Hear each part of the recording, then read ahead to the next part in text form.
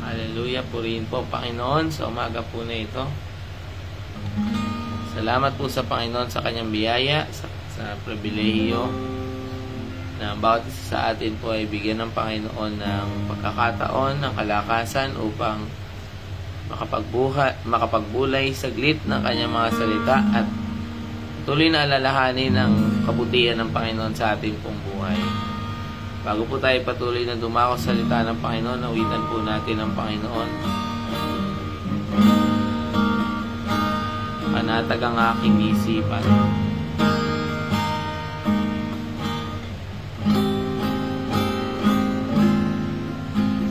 Panatag ang aking isipan. Pagsubok man ay dumating, ang Diyos ang gumagabay sa isip ko ng damdamin. Kanyang mga kamay aking gabay at patnubay, tanging sa piling niya lumos ang ligaya. Minsan pa nga po, panatag ang aking isipan. Pagsubok man ay dumating, ang Diyos ang gumagabay sa isip ko. Ang kanyang mga kamay aking gabay at patnubay, hanging sa piling niya lubos ang ligaya. Anong mang kalagayan, isipin o problema, ilapit sa Kanya, iyak ang tugon niya. Sa piling ng Panginoon, wala nang pag-alala, at hindi na ako muli mangamba. Ang tunay na kapayapaan sa Diyos ko lang nakamtan. Anumang kalagayan, anumang kalagayan, isipin o problema, ilapit sa Kanya, tiyak ang tugon niya. Sa piling ng Panginoon, wala nang pag-aalala, at hindi na ako muli mangangamba. Ang tunay na kapayapaan sa Diyos ko lang nakamtan. Ang tunay na kapayapaan sa Diyos ko lang nakamtan.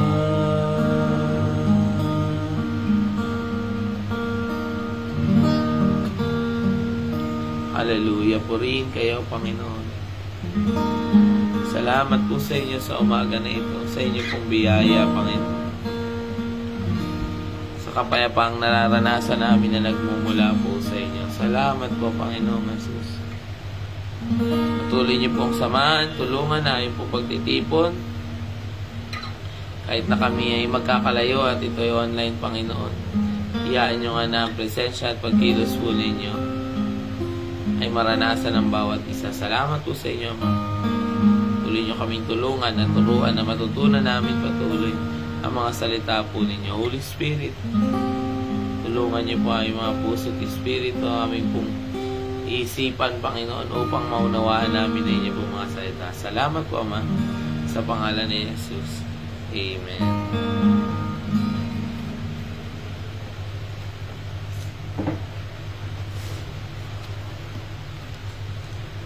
Salamat po sa Panginoon sa umaga po na ito. Ating pong babasahin ay matatagpuan sa John chapter 14 verse 27.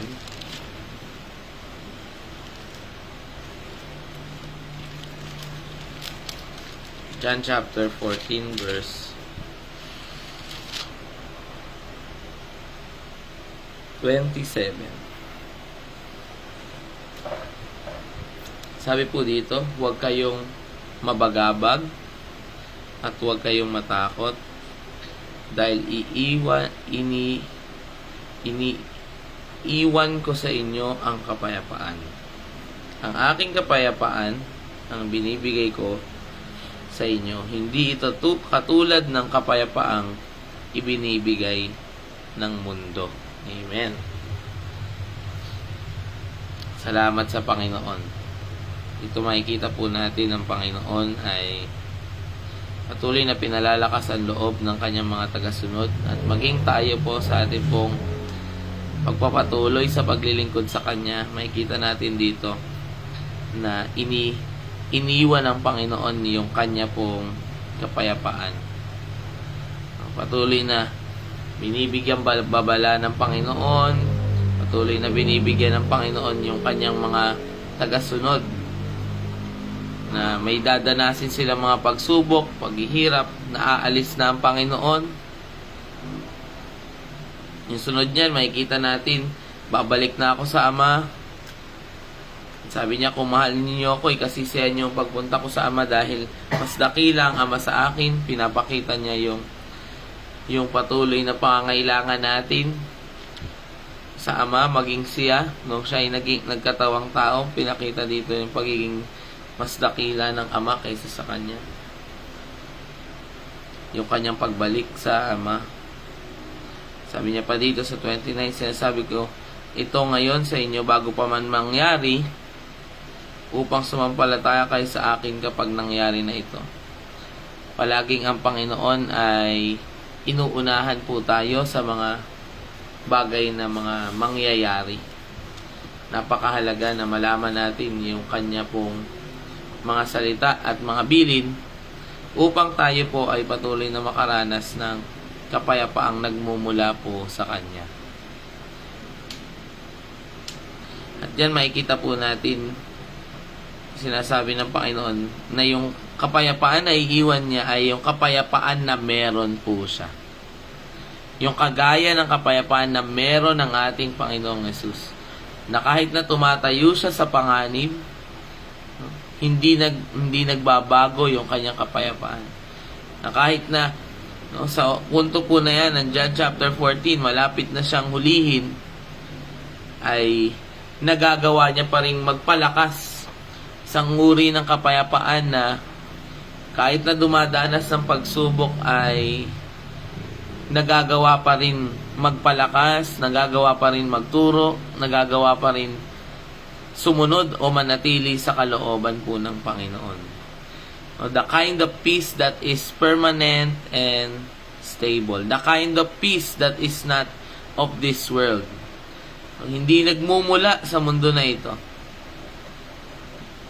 Hindi derive sa kung anumang bagay na binibigay ng mundo. Hindi ng pera, hindi ng trabaho.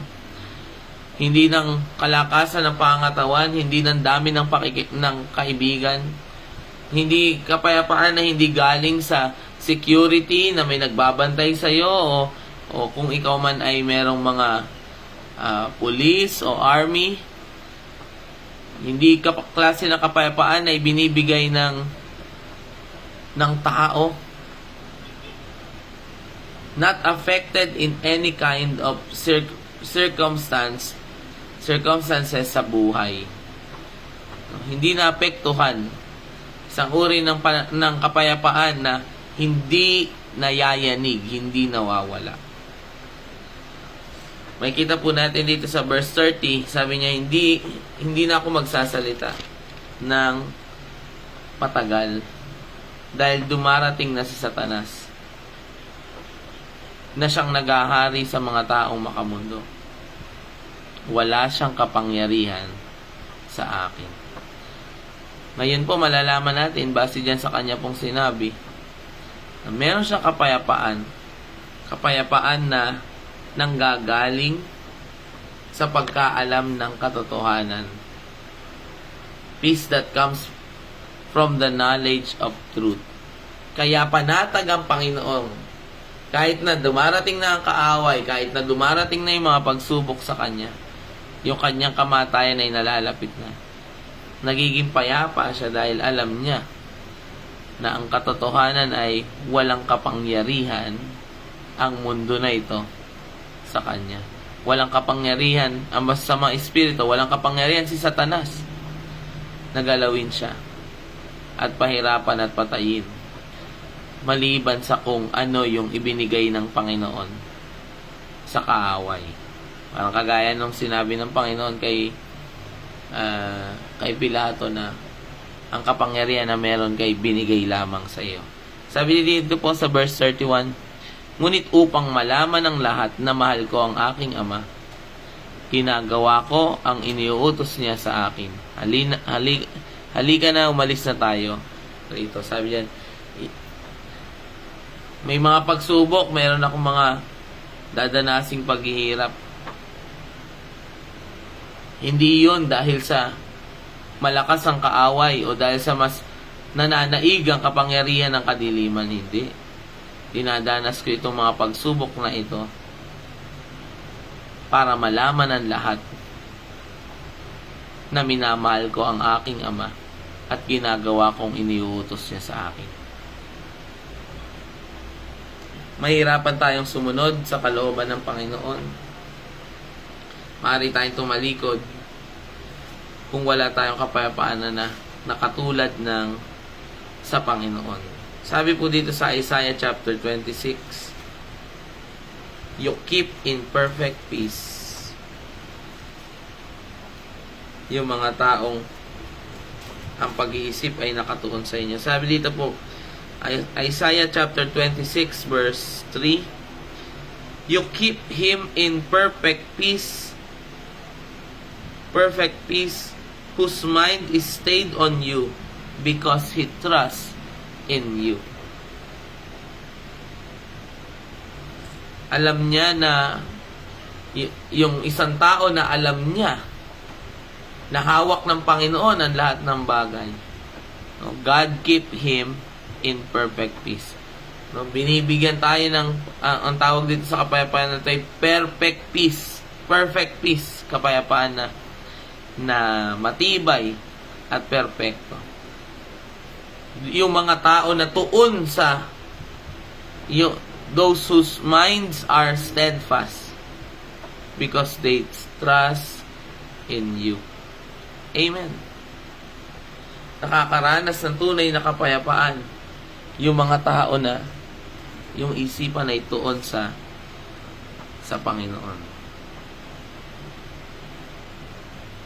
Yan, makikita natin sa verse 31. Handa niyang tanggapin. Handa siyang dumanas ng paghihirap dahil sa pag-ibig. Na pinapatunayan sa pagsunod niya yung pag-ibig niya. Napapatunayan sa paggawa ng kalooban ng Panginoon yung ating pag-ibig sa Panginoon. Ay kita natin sa 2 Timothy chapter 3 verse 12 na sino man daw nagnanais na sumunod sa ating Panginoong Jesus. 2 Timothy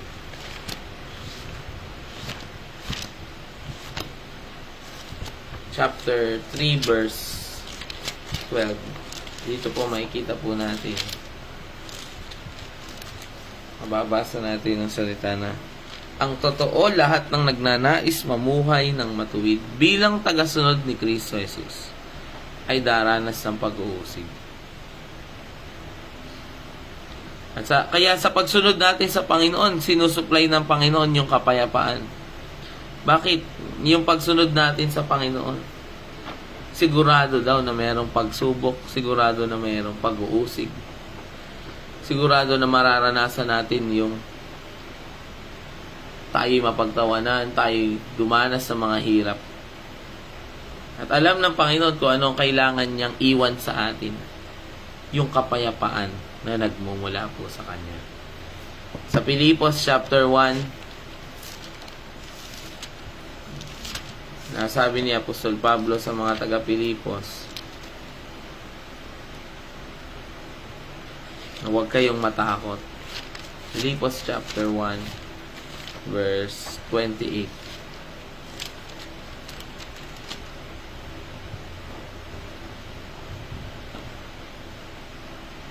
Pilipos chapter 1 verse 28. Huwag kayong matakot sa mga kumakalaban sa inyo. Dahil kung hindi kayo natatakot, magiging palatandaan ito sa kanila na mapapahamak sila at ililigtas naman kayo ng Diyos. Naalala ko po yung isang pinikula na aking napanood. Isang bata yung bida. At yung bata ay dinala sa hindi magandang kalagayan. Yung mga bata doon ay pinagtatrabaho ng sapilitan sa isang talyer o junk shop. At hindi alam nung tao na nagdala doon sa bata na yon na mayaman pala yung bata na yon, na kanyang tatay ay kilala at sikat. Sabi ng bata doon sa kanyang amo na nag-ampon sa kanya, sabi niya, ang tatay ko, itong mayaman na to. Sabi niya, kung talagang tatay mo yon, dapat wala ka dito. Kasi kasal nung tatay mo ngayon. At sabi ng bata ay, hintayin mo lang, ililigtas ako. Hintayin mo lang, ipapahanap ako. May mga tao na maghahanap sa akin. Naging panatag yung bata. Kahit nasa kalagayan niya na nasa mahirap siyang kalagayan, may persecution din siya kasi bago siya doon at inaasar siya at pinagtatrabaho ng mahirap. Pero hindi siya natakot, panatag siya dahil alam niya na ililigtas siya. Ganon din tayo pala dapat pagka nakaharap tayo sa mga pag-uusig at pagsubok. Huwag natin ipakita yung sa mga tao na natatakot tayo. Huwag natin ipaunawa, huwag natin ipakita sa kanila po na nagagalaw yung ating kapayapaan. Pagka sinisigawan tayo, gumagawa tayo ng kalooban ng Panginoon, sinisigawan tayo, pinagtatawanan tayo, manatili tayong nakatayong matibay sa ating pong Panginoon. At ipakita natin sa kanila na tunay na alam natin na kahit na tayo pagbantaan at pagbantaan ng ating buhay, magagawa po natin tumayo. Una, dahil sa kapayapaan na meron tayo sa Panginoon. Pangalawa, dun sa kaalaman na ililigtas tayo ng Panginoon. Alam niyo po yung pagka alam mo na ililigtas ka, magagawa mong pumanatag po kahit na nakatali yung iyong kamay, kahit na pinagbabantaan ka. At kahit pamapatay ninyo ako, sabi ng aking Panginoon, ako'y muling bubuhayin. Sabi ni Pablo dito, makikita natin dyan na magiging palatandaan daw dun sa mga gumagawa sa atin ng masama na sila yung mapapahamak at tayo ay ililigtas. Maaalala daw nila na pagka tayo inaaway, pagka tayo ginagawa ng masama, ngunit tayo hindi naghihiganti, ngunit tayo nananatiling panatag at matibay, magiging palatandaan daw sa kanila na darating yung araw, mapapahamak kayo. Dahil ginagawa ninyo yung masama yung mga taong naglilingkod sa Panginoon. Amen. Sabi niyan sa verse 29, sapagkat hindi lang ibinigay sa atin yung pribilehiyong sumampalataya kay Kristo, kundi ang maghirap din para sa Kanya. Kaya alam ng Panginoon po, lalo na po sa huling panahon po na ito, ang pagiging isang Kristiyano ay pahirap ng pahirap. Dahil kasi nandito tayo sa Pilipinas, sa ibang mga lugar, nauuna na silang dumaranas ng matitinding pag-uusig. Dito kasi sa Pilipinas, marami ding mga makadiyos, marami ding mga taong nakakakilala sa Panginoon o may takot sa Panginoon, o yung kanilang pamilya ay natuturuan sila ng mga pangaral ng mga kanilang mga magulang. Meron tayong mga Catholic background, makadiyos din talaga ng kaunti kumpara sa ibang mga bansa na malayo na sa Panginoon. Kumpara dun sa mga kapatid natin na nandun sa mga pag-uusig na talagang hinuhuli sila, ginagawa ng masama.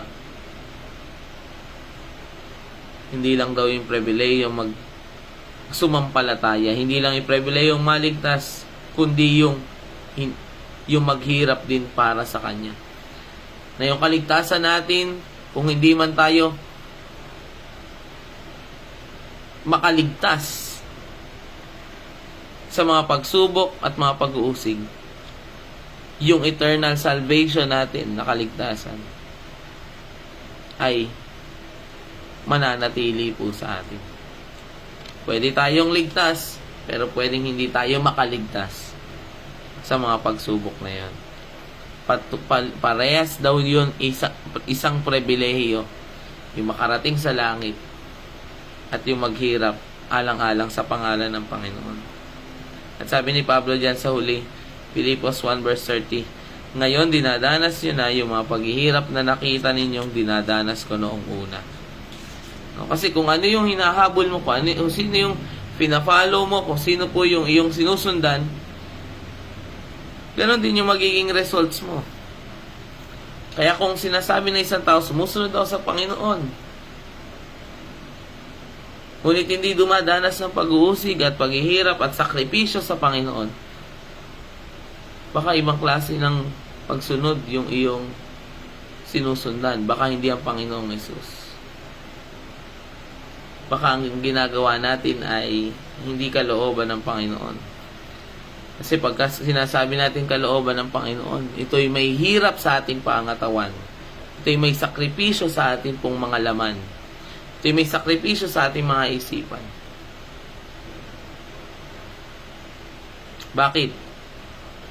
Because doing the will of God is not popular. Doing the will of God ay hindi sikat dito sa mundo na ito. Maraming mga tao hindi tumatanggap sa Panginoon. Sabi ni Pablo, sa mga naliligtas kami halimuyak na mabango. Mabangong humalimuyak. Ngunit sa mga na hindi naliligtas, kami nakamamatay na amoy. Napakahirap daw ng pagiging isang Kristiyano. Hindi mo napiplease lahat. May mga tao hindi makakaunawa sa'yo. At kung nararanasan man daw natin po iyon, ano sabi ng Panginoon sa kanyang mga salita? Iiwan ko sa inyo ang aking kapayapaan. Yung kapayapaan na sa akin, hindi galing sa mundo. Nakita ng Panginoon na makakapag-ingat ito sa atin. Na ano po? Na hindi na tayo magawa ng masama, ng kaaway? Hindi po. Na hindi magalaw ng kaaway yung ating pananampalataya at pagsunod sa Panginoon. Dahil panatag ang ating isipan na ang Panginoon ay darating, ang Panginoon ay magliligtas sa atin, and God will show up in all our circumstances and problems dahil tuon ang ating isipan po sa Kanya. Amen.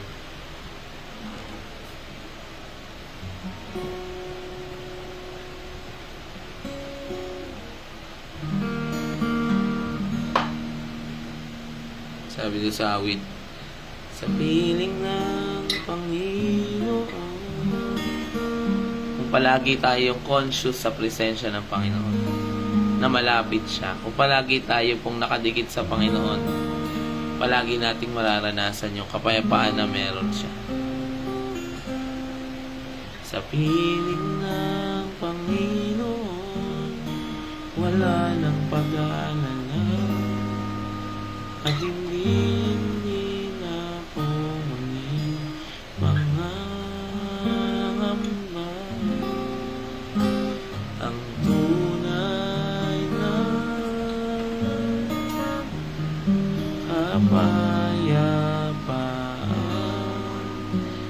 sa Diyos